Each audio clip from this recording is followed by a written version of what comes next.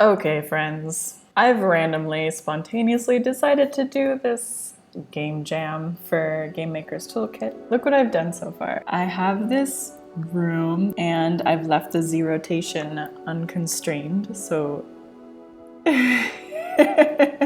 it turns.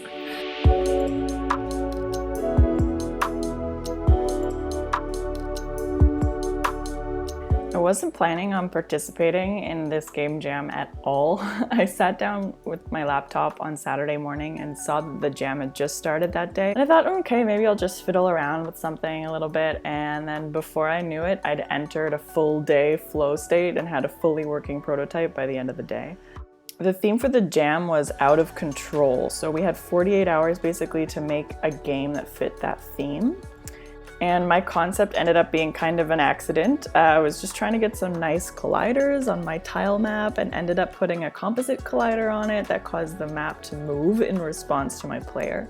And I thought, hey, that's kind of like a cool way of something being out of control. So I put a rigid body on the entire map and then disabled the Z rotation constraint, and now our map is affected by physics. I made a basic player movement script so that you can run and jump like any platformer. The way I did the jumping mechanic was I put a game object near her feet called a ground point, and I did a circle cast from that point. So if any object with a label ground comes within that circle cast, then the player is technically grounded, which means she is allowed to jump. So this ended up really conveniently adding a wall jumping ability to my player since I set up the entire map to be on the ground layer.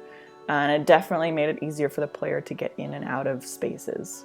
I thought these jangly candelabras were hilarious to add at the beginning, and I loved the springs. And initially I was sold on having a bunch of objects just like bounce and flap and flail and slide around the entire level that will get in your way. But moving on, they were just kind of annoying, and I think maybe later on some other levels I'll add something like this in the future, but I took it out for the final build to keep it simple. So with the basic movement solidified, I decided that I need obviously a proper level objective. I didn't feel like programming any enemies, so I just made it simply to collect all of the gems, and then once you collect the gems, you can go through the door. And the logic for this was pretty simple. After I had the basic concept, I went on to build some new levels.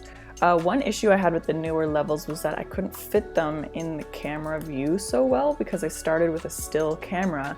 But that ran the risk of the level disappearing off screen when it rotated. So I did some experimentation with camera following the player, but it's hard because you can't really see that well where you're going, which puts you at a greater risk of flying into a hazard. So I tried adding a look ahead, but a lot of people said that it made them feel queasy. So I stuck with this third person standard camera follow until I figure out something better. Once I had 2 levels done, I knew I really needed to make this look a bit better.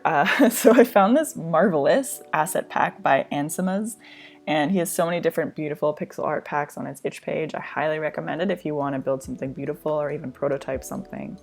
So I chose the warped package, which had some lovely purples and blues, and adjusted the sprite color of the entire map to fit the color scheme. And by the way, the other assets I'm using are from Par and Rubber Duck on opengameart.com. So thank you. Something that I did that I'm super proud of is getting the background to fit inside the level and move with the level regardless of what size or shape the level is, without having to cut out a specific background and place it in each time. I know there are Sprite Masks, so I was like, how the heck am I going to turn an entire tile map into a Sprite Mask where the mask isn't even the tiles, it's the negative space inside the tiles? So along came custom prefab tile brushes from the 2D Extras Unity package. So I was able to make a prefab that was just a square. I chose a random tile sprite. And then I put a sprite mask on it, and then I created a prefab brush that would paint this prefab square onto the tile map. And then I created a tile map specifically just for the background and filled it in all the negative space of the map. And then I took the background sprites and repeated them to fill the space. And then I set their sprite mask to say visible inside mask, and voila, a background. And then I made sure to nest the background and the sprite mask underneath the main tile map so they would all move with it when it rotated. I also experimented a little bit with having a stationary background with moving walls.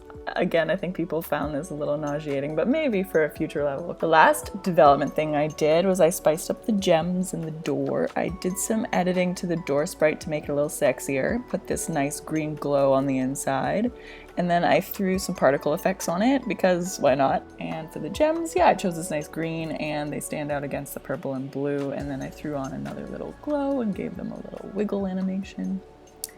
And then, for the first time ever in my game, I added music and sound effects. I messaged my old friend from high school, Jesse, who's a musician and producer and all-around sound genius. We've been talking about collaborating on a game for a while now, so I thought this is the perfect time. I sent him a message, it was probably like 2 in the morning his time, but he managed to get something amazing out to me like within 12 hours, and it was beautiful and it fits the atmosphere perfectly and it loops very well, and oh god, I'm so thankful for this music. I think it really makes the game special. So if you want to check out Jesse's work, I linked him in the description below. And then for sound effects, I found a nice little 8-bit sound pack on itch and grabbed some of the ones I liked. Okay, so that's it. I think I covered everything. Go try the game! And maybe before you comment on things that I already know are messed up, here are some things that I'm aware of that need to be fixed already. So there's 4 levels, and I've heard from many people that they get too hard too quickly. Like a lot of people can't get past the 2nd level. And yes, the game is really hard. Like it's hard. Like I couldn't beat it recording the footage to put in this video. Okay, it's hard. I know it's hard. It's okay. I know the hitbox of the spikes is too big and it's very easy to hit accidentally and die. The spinning of the level is more chaotic the farther you go from the center, which makes sense according to physics, but it can be a bit jarring for players. And I also realized that the game that I submitted to the jam has a bug in it. The player in level 4 is 1.5 times the size of all the other levels, which makes it even harder to get through any of the spaces. So that being said, I've had at least 3 people beat the game. There's only 4 levels, so it's not impossible. I just want to say I'm so proud of myself for doing this. This is my first completed game jam ever, and I actually did it with like 2 hours to spare. And I like really want to expand it farther into a full-fledged game. I think it'd be super cool to have like items that give you powers, like a parachute, or an item that like stops the turning, or wings, or lives or health. So you don't insta-die all the time. So yeah, that's it. Give it a shot. Let me know what you like. Let me know if you have any ideas for cool things I can add. Let me know in the comments. Okay, thanks for watching, and yay, I'm so excited. Go play it. Yay, look me, I made a game. Okay, that's it. Thank you. Bye!